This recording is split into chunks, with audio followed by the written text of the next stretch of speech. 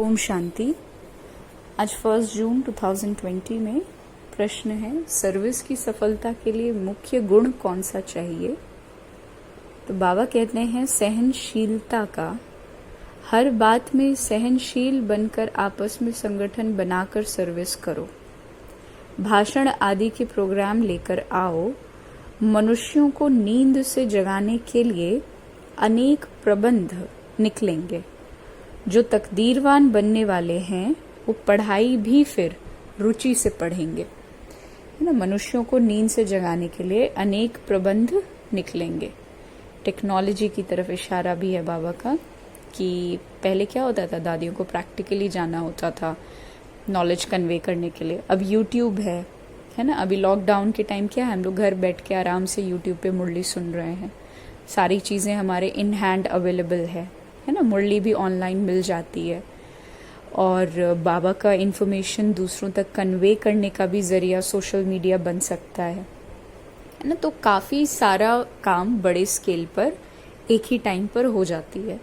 तो मनुष्यों को नींद से जगाने के लिए प्रबंध भी अनेक आज की डेट में तो निकल ही चुके हैं। तो बाबा कहते हैं कि उन प्रबंधों के आधार पे भी जो तकदीरवान बनने वाले हैं वो पढ़ाई भी फिर रुचि से पढ़ेंगे, है ना।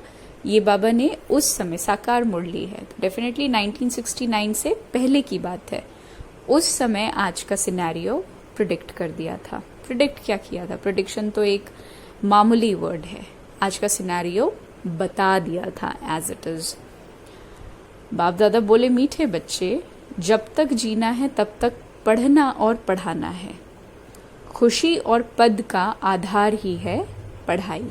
खुशी और पद का आधार है पढ़ाई। और गीत भी सिमिलर ही है कि हमें उन राहों पर चलना है ना। और राह कौन सी, शिव बाबा की, जिसमें जब तक जीना है तब तक पढ़ना है। ओम शांति। तो बाबा कहते हैं क्या विचार करके यहाँ मधुबन में तुम बच्चे आते हो, क्या पढ़ाई पढ़ने आते हो, किसके पास, बाप दादा के पास। तो ये है नई बात। कब ऐसा भी सुना कि बाप दादा के पास पढ़ने जाते हैं, सो भी बाप दादा दोनों इकट्ठे हैं। वंडर है ना। तुम वंडरफुल बाप की संतान हो। तुम बच्चे भी न रचता न रचना के आदि मध्य अंत को जानते थे। अभी उस रचता और रचना को तुमने नंबर वार पुरुषार्थ अनुसार जाना है। जितना जाना है और जितना जिसको समझाते हो उतनी खुशी और भविष्य का पद होगा। मूल बात है, अभी हम रचता और रचना के आदि मध्य अंत को जानते हैं। सिर्फ हम ब्राह्मण ब्राह्मणियां ही जानते हैं। और जब तक जीना है अपने को निश्चय करना है कि हम बीके हैं और शिव बाबा से वर्षा ले रहे हैं सारे विश्व का।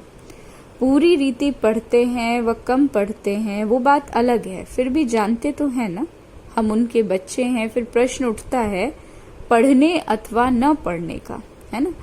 बाबा कहते हैं क्या है, हम उनके बच्चे तो हैं, लेकिन फिर क्वेश्चन क्या उठता है कि कितना पढ़ते हैं कितना नहीं पढ़ते हैं। उस अनुसार ही फिर पद मिलेगा। गोद में आया निश्चित तो होगा हम राजाई के हकदार बने। फिर पढ़ाई में भी रात दिन का फर्क पड़ जाता है। कोई तो अच्छी रीति पढ़ते और पढ़ाते हैं और कुछ सूझता ही नहीं है, बस पढ़ना और पढ़ाना है, ये अंत तक चलना है। स्टूडेंट लाइफ में कोई अंत तक पढ़ाई नहीं चलती है ना, समय होता है निश्चित। तुमको तो जब तक जीना है पढ़ना और पढ़ाना है। अपने से पूछना है कितने को बाप का परिचय यानी रचयिता का परिचय दिया है। मनुष्य तो मनुष्य ही है ना, देखने में कोई फर्क नहीं पड़ता, शरीर में तो फर्क नहीं है। ये अंदर बुद्धि में पढ़ाई गूंजती रहती है। जितना जो पढ़ेगा उतनी उनको खुशी भी रहेगी। अंदर में ये रहता है कि हम नए विश्व का मालिक बनूंगा। अभी हम स्वर्ग द्वार जाते हैं तो अपनी दिल से सदैव पूछते रहो हमारे में कितना फर्क आया। बाप ने हमको अपना बनाया है, हम क्या से क्या बनते हैं। और पढ़ाई पर ही तो सारा मदार है ना। पढ़ाई से मनुष्य देखो कितना ऊंच बनते हैं। वो तो सब अल्पकाल क्षण भंगुर के मर्तबे हैं, उनमें कुछ भी रखा हुआ नहीं है, जैसे कोई काम का ही नहीं है। लक्षण कुछ भी बाबा कहते हैं नहीं थे, लेकिन अब इस पढ़ाई से देखो कितना ऊंच बनते हो। सारा अटेंशन पढ़ाई पर देना है। जिसकी तकदीर में है उनकी दिल पढ़ाई में लगती है। औरों को भी पढ़ाई के लिए भिन्न भिन्न रीति पुरुषार्थ कराते रहते हैं। दिल होती है कि उनको पढ़ाकर बैकुंठ का मालिक बनाएं। मनुष्यों को नींद से जगाने के लिए कितना माथा मारते रहते हैं और मारते रहेंगे। ये प्रदर्शनी आदि तो कुछ नहीं है, आगे चलकर और भी प्रबंध निकलेंगे समझाने के लिए। अभी बाप पावन बना रहे हैं तो बाप की शिक्षा पर अटेंशन देना चाहिए। हर बात में सहनशील भी होना चाहिए। आपस में मिलकर संगठन कर भाषणों आदि के प्रोग्राम रखने चाहिए। एक अल्फ पर भी हम बहुत अच्छा समझा सकते हैं। ऊंचते ऊंच भगवान कौन, एक अल्फ पर तुम 2 घंटा भाषण कर सकते हो। ये भी तुम जानते हो कि अल्फ को याद करने से खुशी तो रहती है। अगर बच्चों को याद की यात्रा में अटेंशन कम है, अल्फ को याद नहीं करते हैं तो नुकसान जरूर होता है। सारा मदार तो क्योंकि याद पर है। याद करने से एकदम हेवन में चले जाते हैं, याद भूलने से फिर गिर पड़ते हैं। इन बातों को और कोई समझ ना सके, है ना। अगर किसी व्यर्थ कार्य में बुद्धि जा रही है, या यूं कह लीजिए कि किसी समर्थ में बुद्धि लग नहीं रही है, इसका मतलब व्यर्थ में जा रही है ना। तो याद करना मतलब सदा अपने आप को समर्थ, बाबा के डायरेक्शन के अकॉर्डिंग समर्थ कार्य में लगाए रखना। तो अगर समर्थ में लगे हुए हैं तो माया की प्रवेशता, जो कि व्यर्थ है, हो नहीं सकती। शिव बाबा तो जानते ही नहीं, क्या नहीं जानते, इन बातों को और कोई समझ ना सके। और शिव बाबा को तो कोई जानता ही नहीं है। भल कितना भी कोई भवके से पूजा करता हो, याद करता हो, लेकिन फिर भी समझता थोड़ी है। तुमको बाप से बहुत बड़ी जागीर मिलती है। भक्ति मार्ग में कृष्ण का दीदार करने के लिए कितना माथा मारते हैं। अच्छा, दर्शन हुआ फिर क्या, फायदा तो कुछ भी नहीं हुआ। क्या आप श्री कृष्ण बन गए? नहीं ना। दुनिया देखो किन बातों पर चल रही है। तुम जैसे कि गन्ने का रस सुगर पीते हो। शुगर बेबी, इसमें एक्चुअली बाबा का क्या हुआ, शुगर को सुगर लिखा हुआ है मुरली के अंदर। सो दिस इज रस, यानी शुगर पीते हो। बाकी सब मनुष्य छिलका चूसते हैं। देखिए बाबा कहता है कि गन्ने का जो रस है यानी शुगर है, उसको पीते हैं हम बच्चे, और बाकी मनुष्य जो हैं वो बाकी रिमेनिंग जो छिलका है उसको चूसते हैं। तो तुम अभी शुगर पीकर पूरा पेट भर के आधा कल्प सुख पाते हो, बाकी सब भक्ति मार के छिलके चूसते नीचे उतरते आते हैं। अब बाप कितना प्यार से पुरुषार्थ कराते हैं, परंतु तकदीर में नहीं है तो अटेंशन नहीं देते। ना खुद अटेंशन देते हैं, ना औरों को देने देते हैं। ना खुद अमृत पीते हैं, ना पीने देते हैं। बहुतों की ऐसी भी एक्टिविटी चलती है। अगर पूरी रीति पढ़ते नहीं, रहमदिल नहीं बनते, किसका कल्याण नहीं करते, तो वो क्या पद पाएंगे। पढ़ने और पढ़ाने वाले कितना ऊंच पद पाते हैं। देखिए, सिर्फ पढ़ने वाला ऊंच पद नहीं पाएगा, ये भी समझना है ना, क्योंकि सेवा का सब्जेक्ट भी है। आपके लक्षण, आपके चेहरे चलन, बोल चाल, कर्मणा, इन सब चीजों से दूसरों को भी पढ़ाई प्राप्त करानी है। पढ़ते नहीं है तो क्या, बाबा कहते हैं क्या पद होगा, वो भी आगे चल के रिजल्ट का पता पड़ जाएगा। और दूसरों को पढ़ा तभी सकते हैं जब स्वयं पढ़े होंगे। तो बाबा कहते हैं जब साक्षात्कार होगा रिजल्ट का, फिर समझेंगे बरोबर बाबा हमको कितना वार्निंग देता था।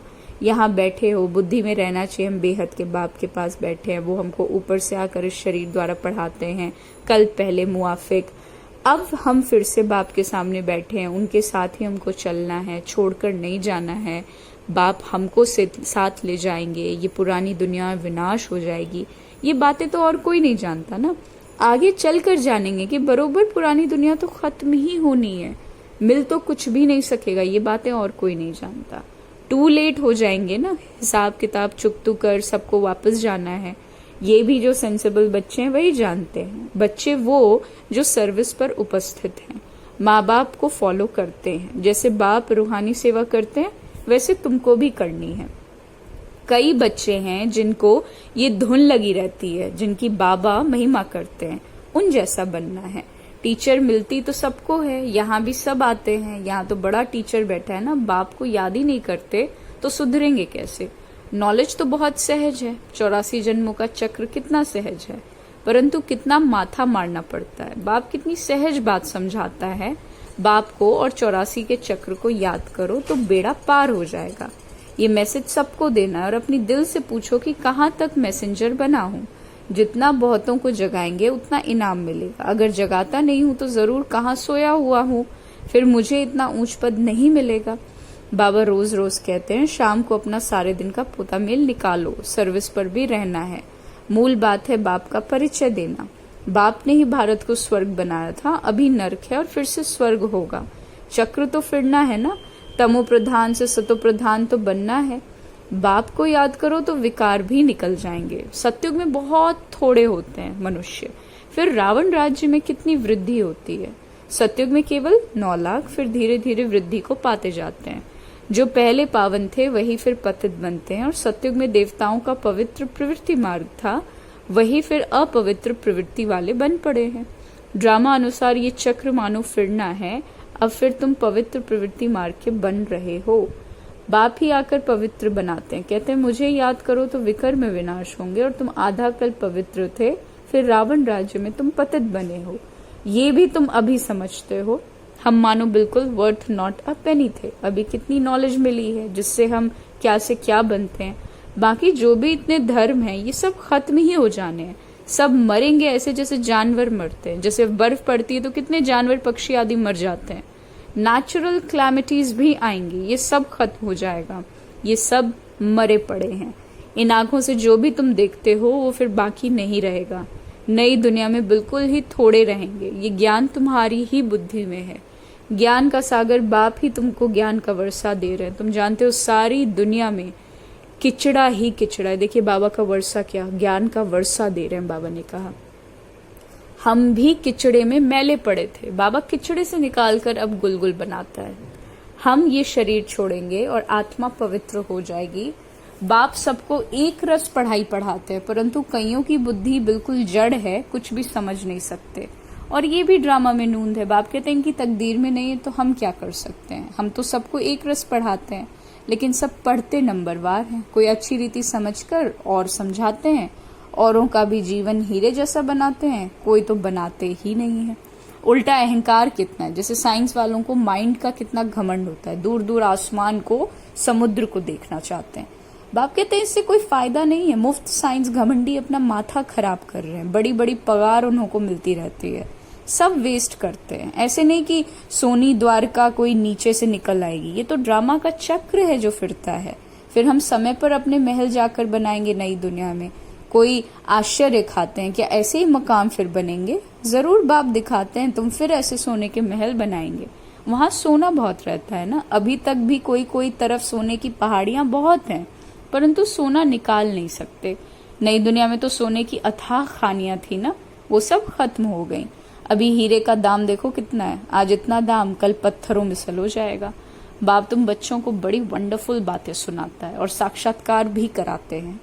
तुम बच्चों को अब बुद्धि में यही रहना चाहिए कि हम आत्माओं को अपना घर छोड़े 5000 वर्ष हुए हैं, जिसको मुक्ति धाम कहते हैं। भक्ति मार्ग में मुक्ति के लिए कितना माथा मारते हैं, परंतु अभी तुम समझते हो सिवाय बाप के कोई मुक्ति नहीं दे सकता, साथ नहीं ले जा सकता। अभी तुम बच्चों की बुद्धि में नई दुनिया है, जानते हो ये चक्र फिरना है। तुमको और कोई बातों में नहीं जाना, सिर्फ बाप को याद करो। सबको यही कहते रहो कि बाप को याद करो तो विकर्म विनाश होंगे। बाप ने तुमको स्वर्ग का मालिक बनाया था। तुम मेरी शिव जयंती भी मनाते हो। कितना वर्ष हुआ?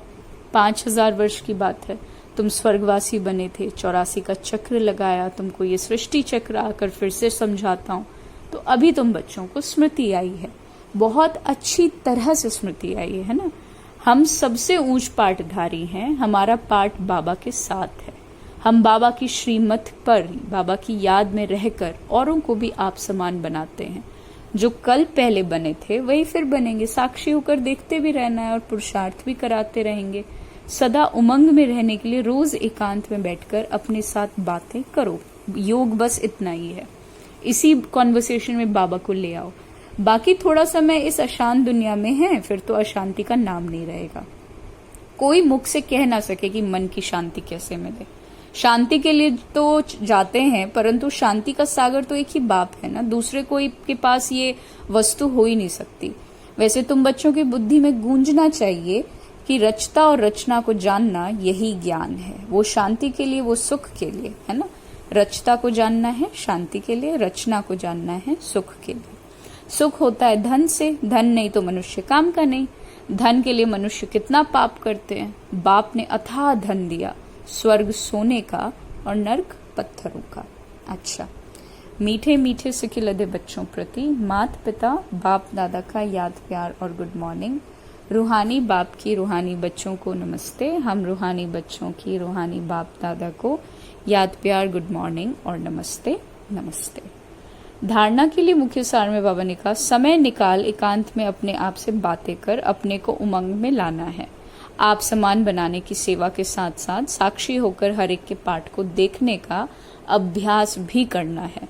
बाप को याद कर अपने आप को सुधारना है और अपनी दिल से पूछना है कि मैं मैसेंजर बना हूं, कितनों को आप समान बनाता हूं। वरदान है, साइलेंस की शक्ति द्वारा विश्व में प्रत्यक्षता का नगाड़ा बजाने वाले शांत स्वरूप भव। बाबा कहते हैं, गाया हुआ है साइंस के ऊपर साइलेंस की जीत, न कि वाणी की। जितना समय व संपूर्णता समीप आती जाएगी उतना ऑटोमेटिक आवाज में अधिक आने से वैराग्य आता जाएगा। जैसे अभी चाहते हुए भी आदत आवाज में ले आती है, वैसे चाहते हुए भी आवाज से परे हो जाएंगे। प्रोग्राम बनाकर आवाज में आएंगे। जब ये चेंज दिखाई दे तब समझो अब विजय का नगाड़ा बजने वाला है। इसके लिए जितना समय मिले शांत स्वरूप स्थिति में रहने के अभ्यासी बनो। और स्लोगन है, जीरो बाप के साथ रहने वाले ही हीरो पार्टधारी हैं। ओम शांति।